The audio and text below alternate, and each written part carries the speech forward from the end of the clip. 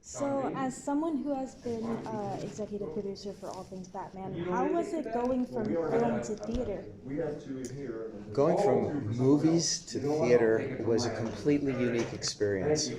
Um, I have spent a career in everything from comic books and graphic novels to movies, what used to be called TV and we now call streaming, animation, and this was something new.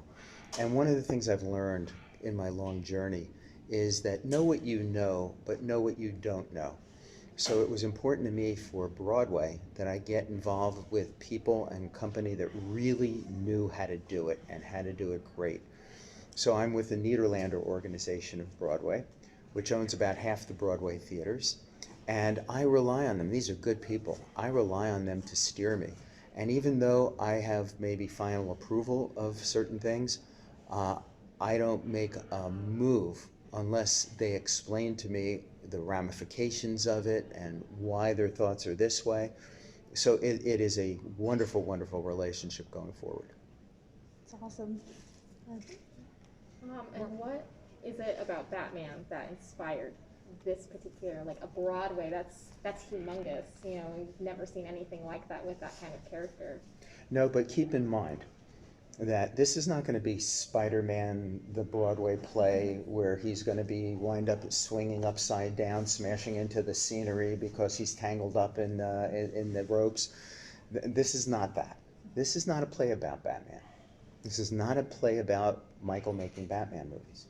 This is a play about a fanboy, about a kid who grew up geeky because I had a passion that was different than mostly all the other kids, about a kid who went out at 8 years old to play Little League and was a star at striking out. And it's about the supervillains in my life, like my Little League coach, who pulled me aside after one game and screamed in my face and said, at 8 years old, you're worthless. You cost this team the game. Get out of my sight. You're a clown. And I went back to the treehouse that my dad built for me, where I had my comic books stashed. And I got lost in a world of comic books and superheroes. And now I was hanging out with Superman and Spider-Man and all these great guys. And so my play is about community. It's about those of us who maybe from time to time have been ostracized,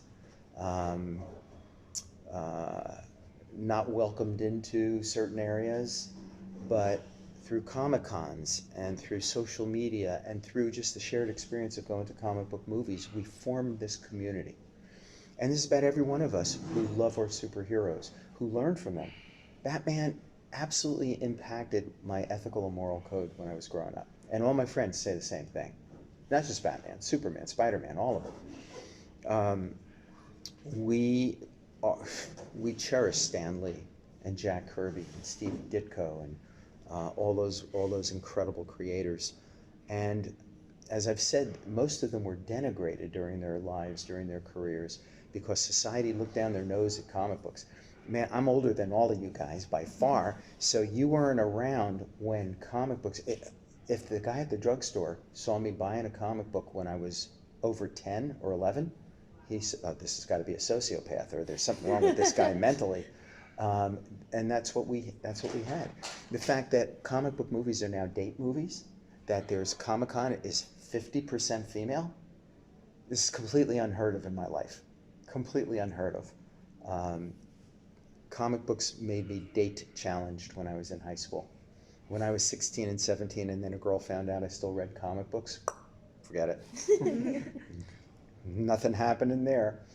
So the fact that it could be this kind of a story about the impact that superheroes can have on our lives, about what a passion can do for you if you're willing to get up off the couch and turn it into your work and follow it like a through line. Batman was my through line.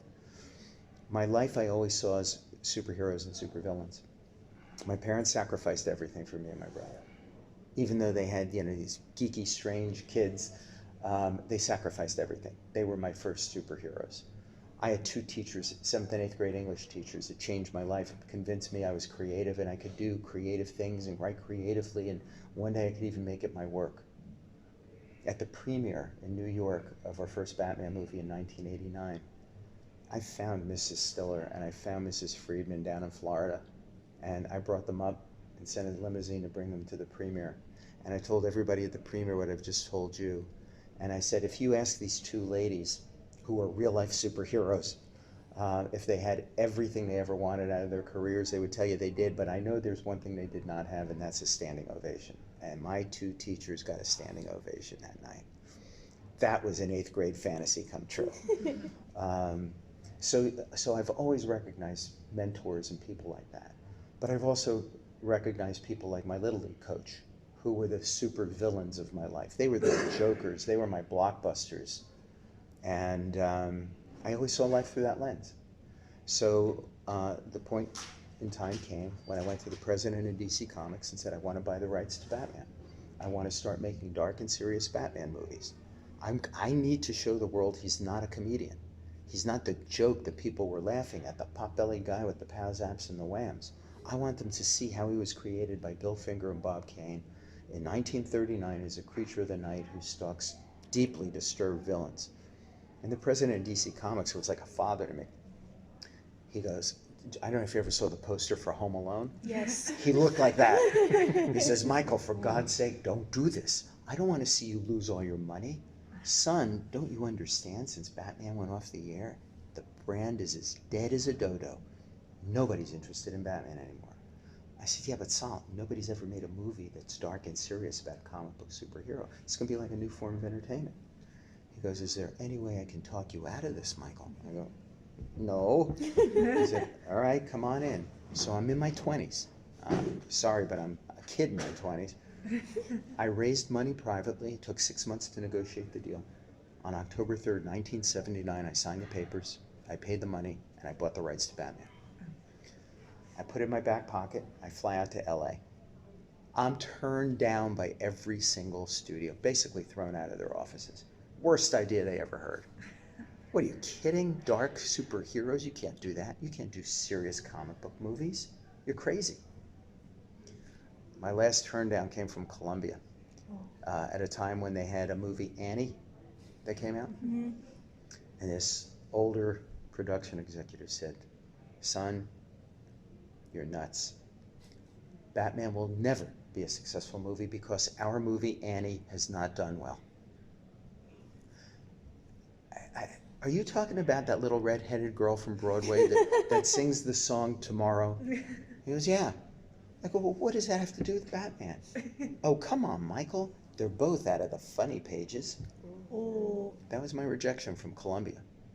So if any of you say, well, how does a kid in his 20s buy the rights to Batman? It's inconceivable, it's impossible. But now you know the context of the times, and it's a very unglamorous answer. Nobody else on the planet Earth showed up but me. And then I go out to do it. I'm turned down by every company. And as a result, from the time I bought the rights till we got our first movie made in 1989 with Tim Burton, Michael Keaton, Jack Nicholson, 10 years. 10 years of rejection, 10 years of people telling you you suck. And you have to look deep inside yourself. It tests your mettle as a human being. Is everybody right and I'm just being stubborn? Or do I really truly believe in this? And do I really truly believe in myself? I kept coming up with the other answer. So the question became, how for 10 years do you hang on by your fingertips to get to where you want to go? And if you shut your eyes for a few seconds and think of where you guys were 10 years ago, that's a long freaking time. And that's the story that I want to bring. It's uplifting. It's a victory in the end. It's about perseverance and commitment, getting up off your ass, getting up off the couch, never taking no for an answer, never letting the frustration strangle you, never letting the bad guys win. But you can only do that if you have a support system. And I had parents, I had a brother, I have a wife, I had comic book fans that sustained me, during that period of time and helped me get to the finish line in 10 years. So the play is funny. It's going to be very entertaining. It's going to be very emotional. But I want people to walk out inspired. And whether it's called The Boy Who Loved Batman or The Girl Who Loved Batman or The Person Who Loved Batman, it's about all of us. And I want everybody to know that. you're touching upon all of us. How important was it for you that through Legion M and Indiegogo, the fans were able to be a part of this Broadway process? Oh my God, it was essential. It was absolutely essential. I am madly in love with Legion M and everything they're doing and how they're doing it and why they're doing it.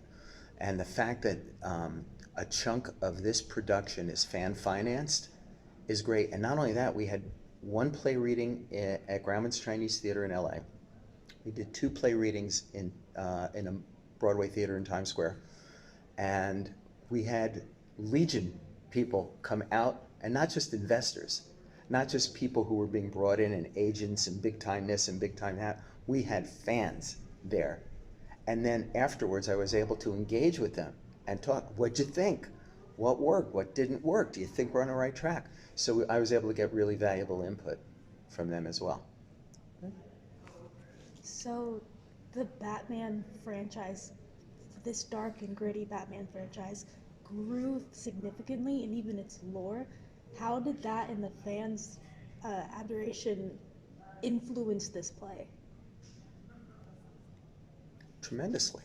It's a tremendous influence because the more fans I interacted with, whether it's at Comic-Cons and doing Q&A, or it's at universities, speaking at universities, or even business conferences, I got to see how important Batman is to people everywhere. And I've spoken in Thailand, I've spoken in China, I've spoken all over the world. And I found, 3 times I've been asked to speak at the United Nations. And I was in a room, everybody's on the headset, everybody speaks a different language, everybody worships a different God, comes from a different culture, has different politics. And I didn't even know if any of them sitting there would even have heard of Batman. And here's the Jewish boy from North Jersey leading the session in the UN, right?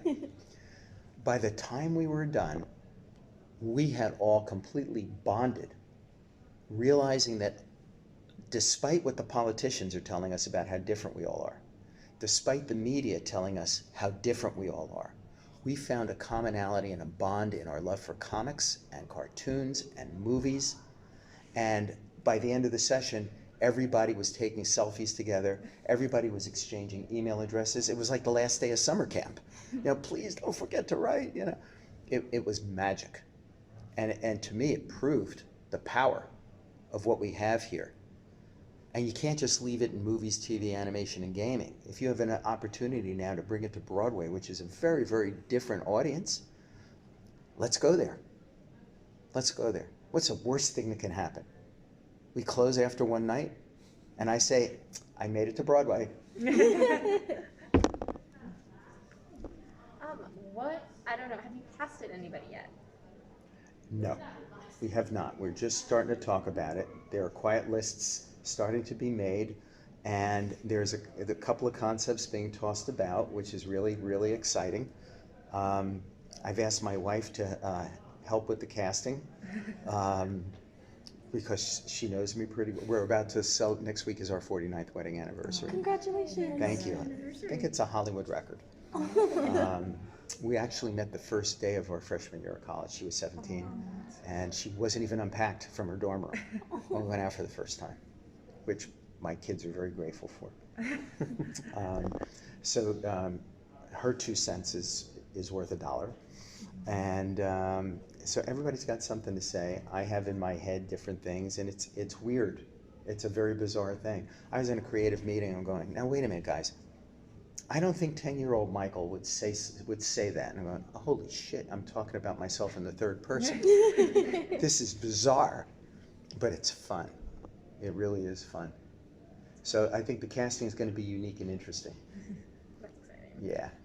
What is it about Batman, the character, Batman's moral code, that makes him timeless? Some of the things that Batman has taught me, and a lot of it we've tried to emulate in the movies. Why do we fall? So we can learn how to pick ourselves up. Success of a person is not measured by what they achieve, but by how hard they try.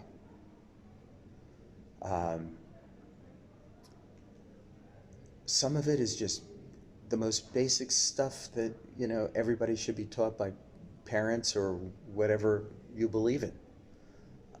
We're now in this weird time period in this country of polarization, of the lack of civility, people talking at each other, not with each other anymore. And I think you got to turn to Batman and the superheroes to learn how better to get along. I'm a huge, World's Finest Comics was a great comic for me as a little kid, because here you have superpowers, Superman hanging out with Batman and Robin, even though they had no superpowers. Sometimes he had to schlep them through the air, you know.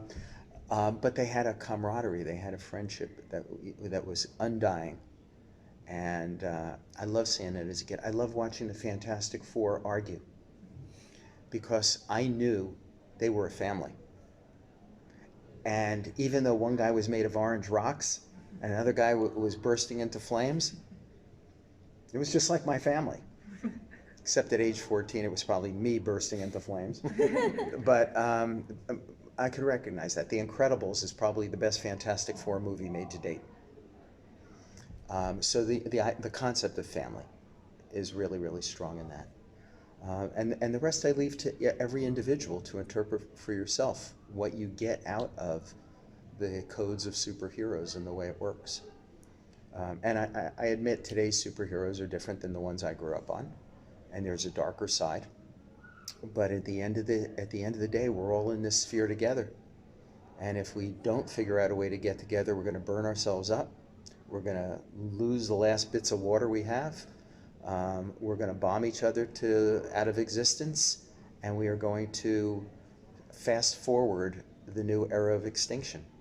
So our alternatives aren't great, and I think that comic books really help reach a lot of people and try to help them get through this and figure out a way to do it. And I think during COVID, I think reading comic book superhero adventures was an escape. And I think it was a pressure cooker valve. So I think it had a very important place. And now I'm rambling. But you start me talking about this stuff, you're going to have to shut me up. No, I like it. So when you were first pitching a darker version of Batman, and you explained that 10 years there was just no, how were you able to tell a dark story and finally pitch it and have these executives finally see the light from the darkness? One of the things that really helped in terms of the marketing of it was The Dark Knight Returns in 1986 and The Watchmen. At that moment, we were able to get some executives to say, oh, wait a minute, you mean these things are not for 8 to 12-year-old boys anymore? There's an adult audience for this? This is acceptable?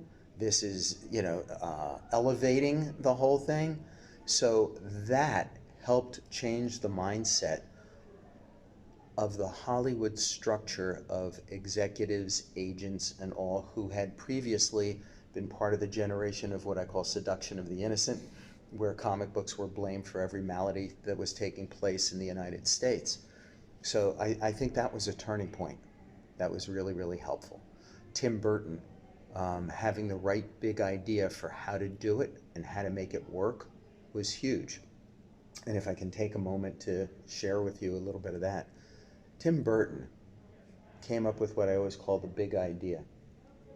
His idea was so big that it not only got our movie made, it changed Hollywood forever, it changed the comic book industry, and it changed the world culture's perception of comic books and superheroes and supervillains.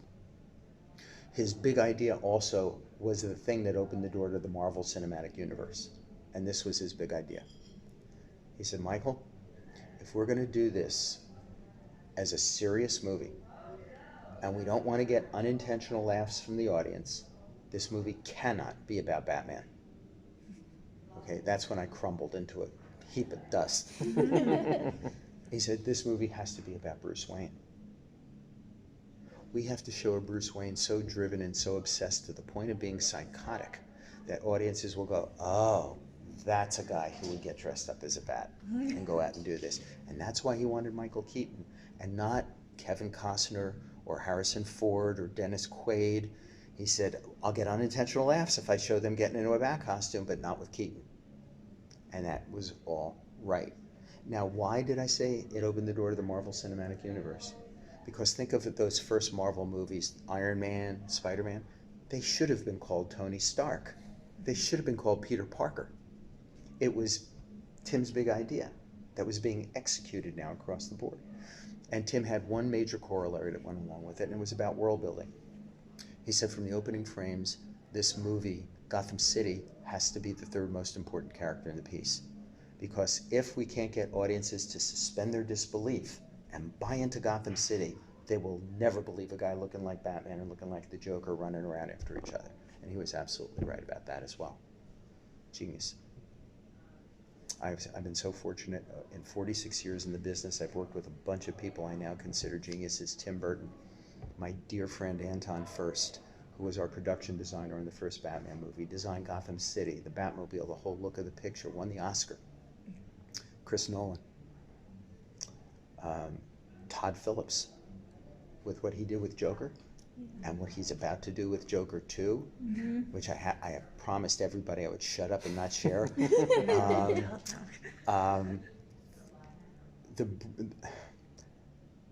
Matt Reeves, what he accomplished with the Batman and showing Batman as the world's greatest detective in what was as close to a horror film as Silence of the Lambs. Chris Miller and Phil Lord with the Lego movie and Lego Batman. Yes. These guys are geniuses. These guys are geniuses. And the one thing I always mention in interviews, because they don't get the spotlight enough, are the brilliant people who do the animation. Bruce Timm, Eric Radovsky, Alan Burnett, Paul Dini, Mark Hamill, Kevin Conroy, the Queen, Andrea Romano, who does the voice casting and voice direction. They've given us the best Batman stories in all media. Mask of the Phantasm, the 2-part Mr. Freeze episode, Under the Red Hood. I mean, I could go on and on, but they have done just a brilliant, brilliant job, and they just don't get enough of the spotlight.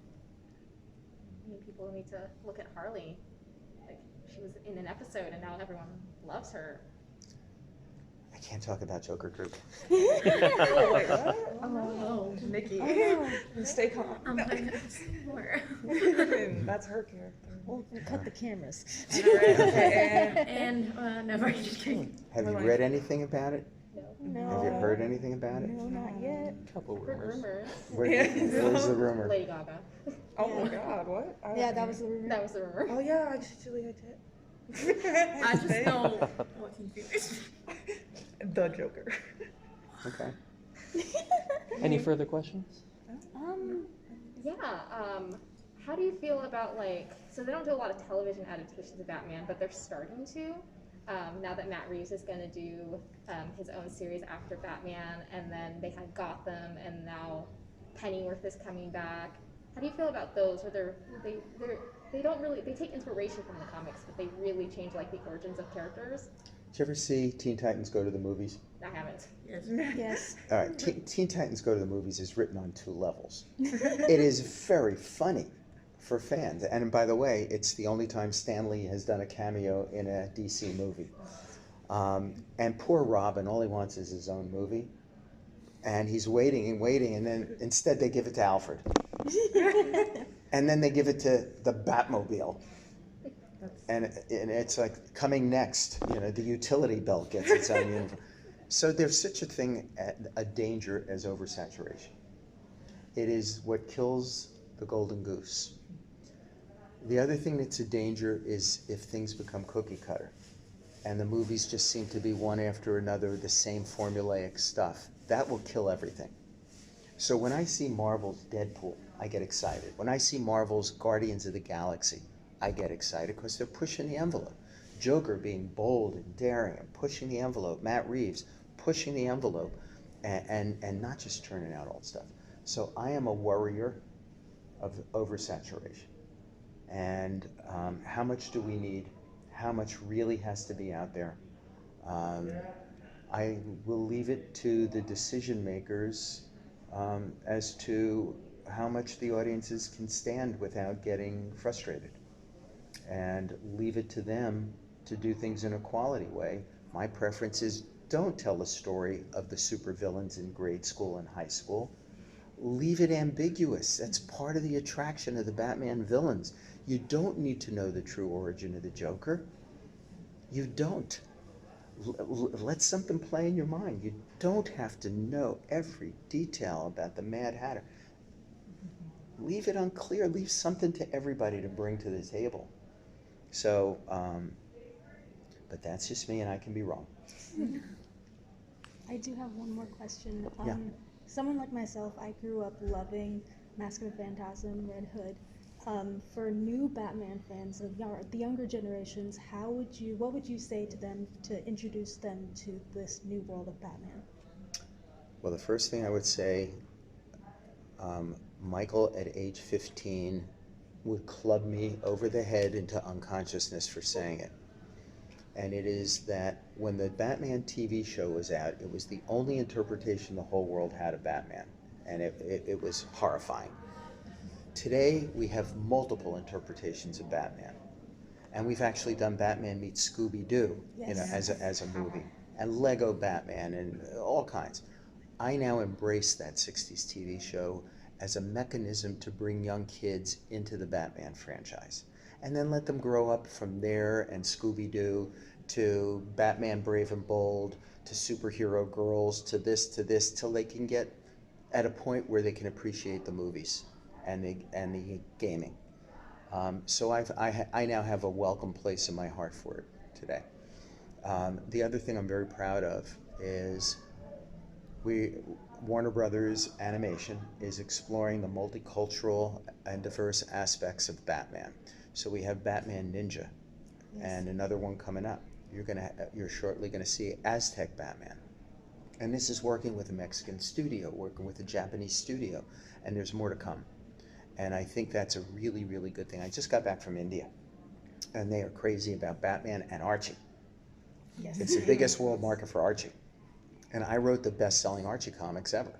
I wrote Archie Gets Married, and which they turned into a coffee table book in a slipcase. So when I spoke in India, they said, "Oh, great, we're glad you're talking about Batman, but speak about Archie, which was really fun.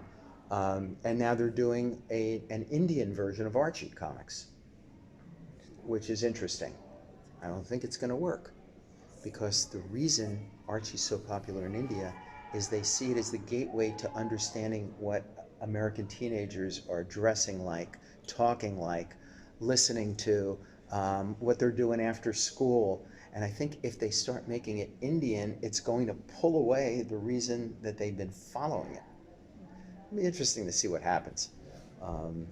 So I think that's part of it. And I think that, but if the diversity of it is not organic, if it's not authentic, if it comes across as the latest gimmick to sell a comic book, everybody's going to fall flat on their face.